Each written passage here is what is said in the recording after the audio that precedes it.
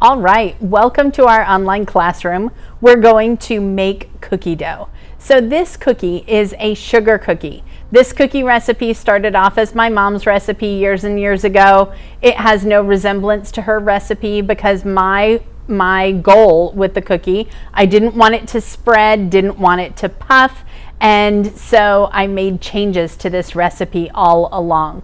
I also wanted it to be an easy recipe to work with. So this is a standard creaming method. So in a standard creaming method, you're going to take your sugar and your butter.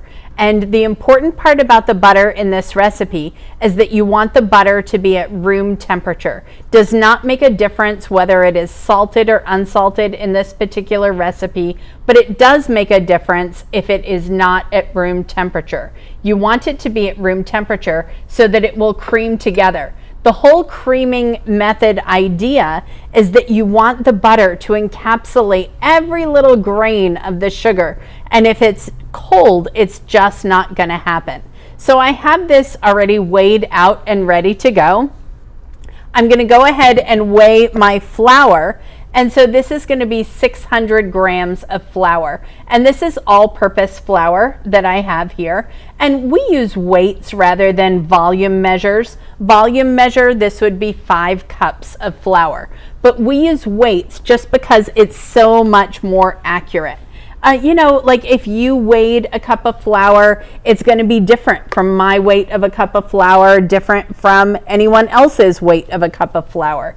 And so because of that, it's always so much more accurate, where 600 grams is 100% always 600 grams. So that's what we're going to be using here. So I'm just going to weigh this into my bowl.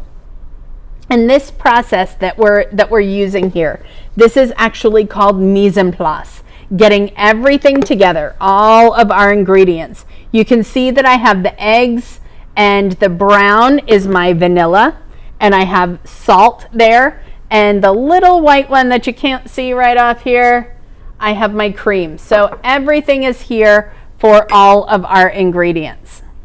And that way we have everything together, and I know I don't have to run around trying to find something. 596, almost there. There we go, 602, 601. I'm going to let it go at 601. That's okay. All right, let me set this to the side. I'll move my scale, and that way I'll be able to move my mixer right in here so that you can see what we're going to be doing. So I'm going to cream my butter and my sugar together. So these are KitchenAid mixers. You could use a hand mixer, that would be fine, or use a KitchenAid style mixer, or you could do this by hand. With a little bit of elbow grease, you could definitely do this by hand. All right, lift up on this. And now I'm going to just turn this on, and I just want to cream this until you don't see the butter separate from the sugar. And so I don't want to see any sugar in here that's not encapsulated with the butter, and I just want it to be lighter. So I'm going to stop it in just a minute, and I'm going to scrape it down and then let it go for just one more minute. It doesn't take long to cream the butter. All right, there we go. So just give it a nice scrape down.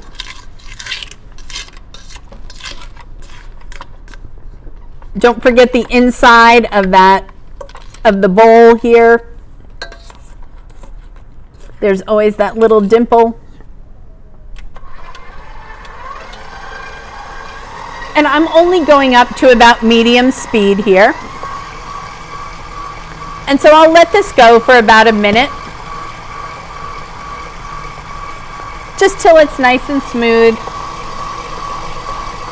And we're right there. You can see that it's lighter. You don't see the sugar separate from the butter. The butter is together with it. And now I'm going to stop this, and I'm going to add all of our wet ingredients. And so that's going to be 2 eggs. That's going to be our cream. and then that's going to be our vanilla. Look at this vanilla. The vanilla we're using, this is a vanilla bean paste. So look at it. It's this really thick syrup, almost like a molasses kind of consistency. And it has little flecks of the vanilla bean that you can see in there. And so it just gives such a rich vanilla flavor to things. So I'm going to add all of this in. If you're making this recipe and you don't have vanilla bean paste, you can actually use vanilla extract, and it's the same amount. So it would be the same amount of vanilla extract as the vanilla bean paste. All right, I'm going to mix this. And I want to mix until all of this is incorporated and you don't see like the eggs or the liquid separate from your butter sugar mixture. So let this kind of keep going. And then we're going to add all of our dry ingredients all at once. So I'm just going to stop this. It looks like it needs to be scraped down a little bit. That's one of those things that I think people don't do enough, is to stop and scrape down, because sometimes you end up with like butter that's just not incorporated otherwise.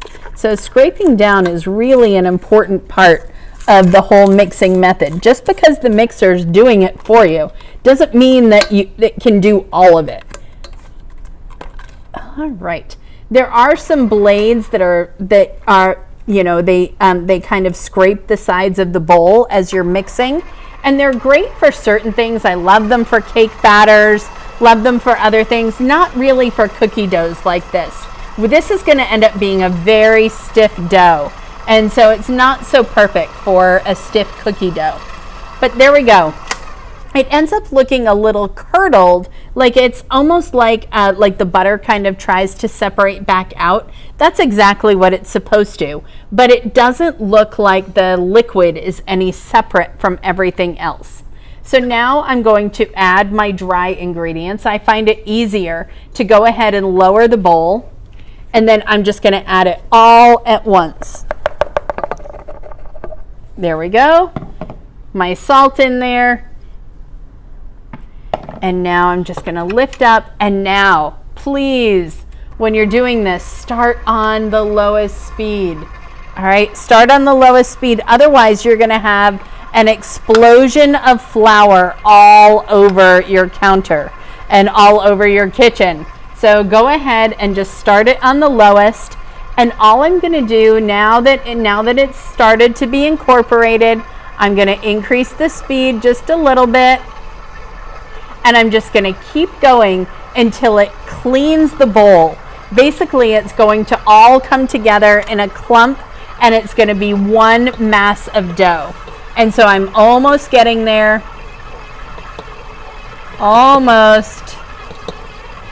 There we go. All right, and done. So you can see, you don't see anything on this part of the bowl. That's exactly what you're looking for. And the dough should not be sticky. So it's not sticky to my touch at all. And so now you could take this and roll it out. And so that will be one of the next things. But before that, we're actually going to make our icing. So the next video is going to be making royal icing.